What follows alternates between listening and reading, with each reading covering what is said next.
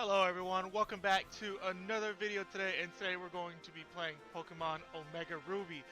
But real quick, we're going to be doing this thing a little bit different. Let's go ahead and press the start button here just to get into the game and out of the music. So we're going to be doing things a little bit different today, and what I mean by that is, I forgot they start you out right away. So I'll just have this playing for now.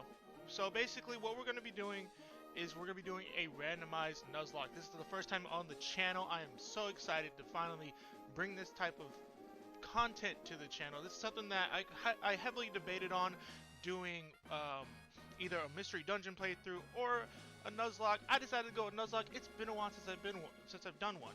And the reason why we're doing Omega Ruby today is because my original plan was to do Pokemon Black 2.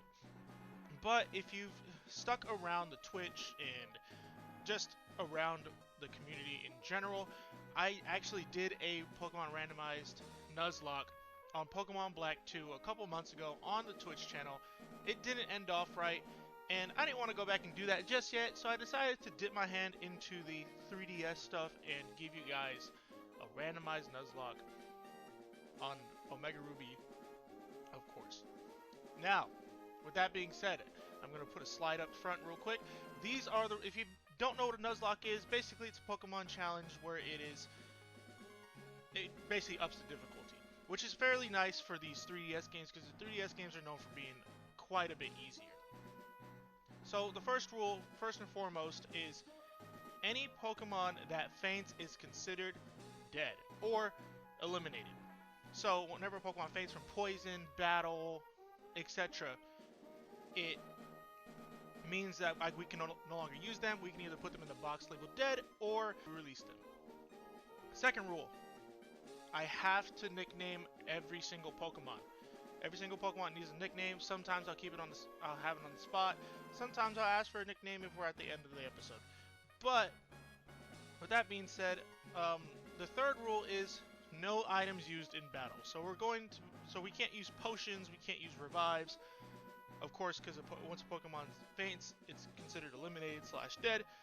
So we can't use revives, we can't use potions, we can't use X attacks, but we can use held items. So we're gonna have access to berries, we're gonna have access to a lot of other things depending on what we pick up, because almost everything is randomized. The only thing I didn't randomize were moves, types, and what a Pokemon can learn from a TM.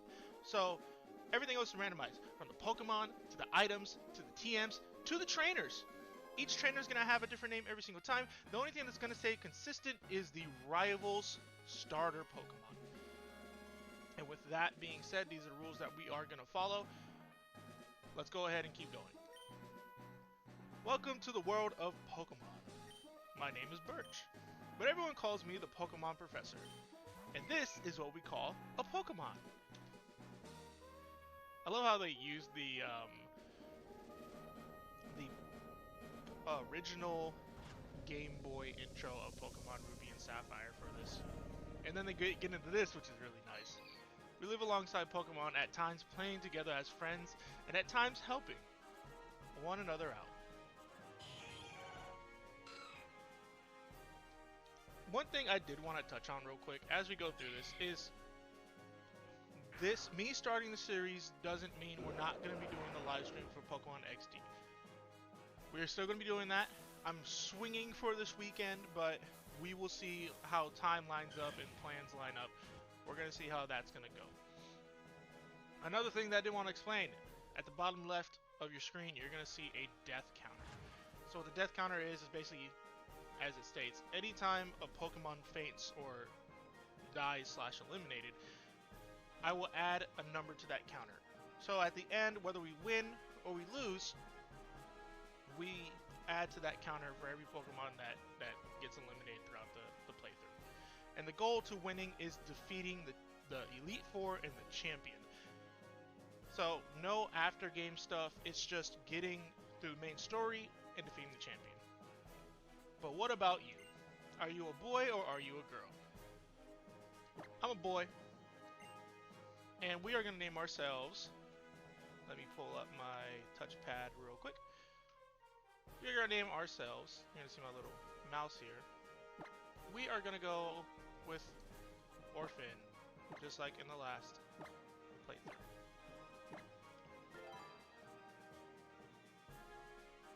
So you're Orphan. Yes. I see. You're that Orphan. You're the one who's moving to the little root town where I live. One exclaimer that I want to give as well for the series is this is a new program that I'm using to run this game and show you guys, or record, basically. So it may be a bit buggy. I'm pretty sure you might notice it in the intro where it skips for like a second, but there are going to be instances where that's going to happen, and it's just because it's a newer emulator that I'm working with, and hopefully we can iron out those details later on. So let's get started.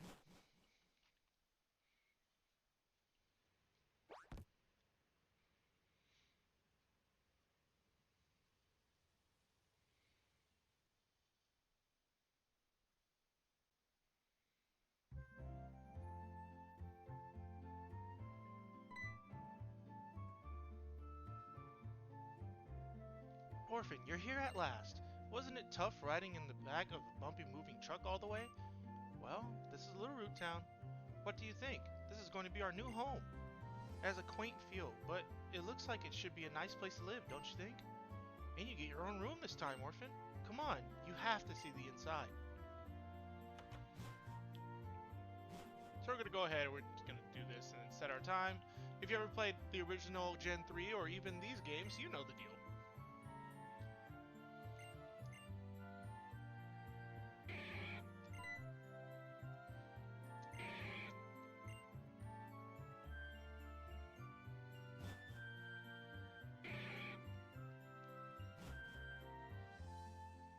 You should go upstairs and see your room, Orphan. Dad even bought a new clock for it to help celebrate the big move. You'll need to set the time though. It's funny because in the old games, since the Game Boy didn't have an internal clock, you had to set it yourself, but it just sets it to the time of what you're playing on, which is pretty nice.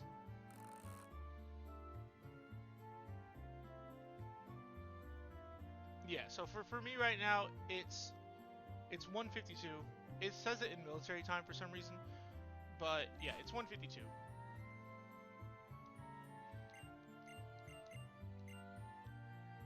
I do have fastest text on as well, so that we kind of breeze through. Oh.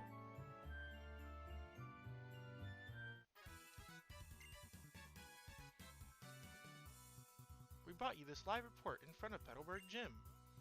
Next up, a special look at our long-awaited meteor shower in the next star show.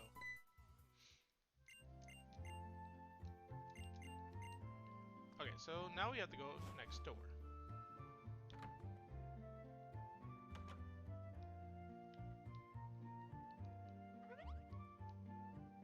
Oh, hello, and you are? Oh, you're Orphan, our new next-door neighbor. Welcome! We have a daughter about the same age as you. She has been excited about making a new friend. She should be in her room upstairs. I hope you'll go introduce yourself.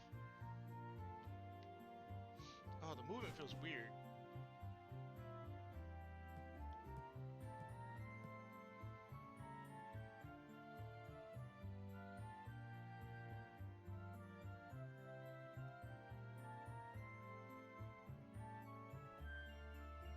Pokemon fully restored, items ready already, and...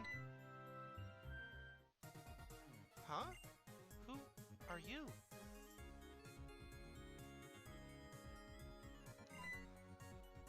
Oh, you must be Orphan. Your move was today, huh?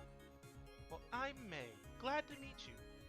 I actually have this dream of becoming friends with Pokemon all over the world.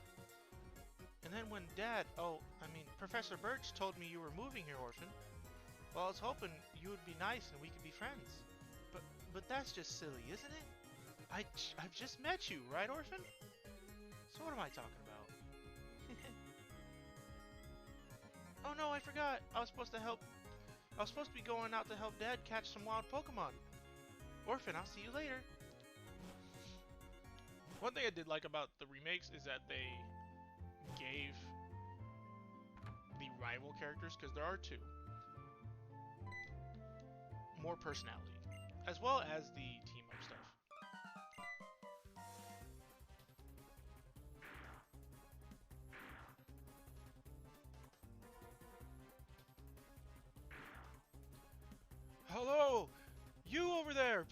help me! In my bag, there are some Pokeballs. Alright guys, so here's where we're going to see our choices for starters. So let's go ahead, we'll open the bag. It's probably going to bug a little bit here. Oh my, look at that. So we have a Hitmonchan, Farfetch'd, and Chingling. And this is actually where I'm going to let you guys go ahead and choose my starter Pokemon. I want to know what you guys think I should choose in the comment section below. I'm excited to bring this series to you guys. And I'd love to see your choices and hear what you have to say in the comments. So let me see those choices. And you guys have a good day. I'll see you in the next one.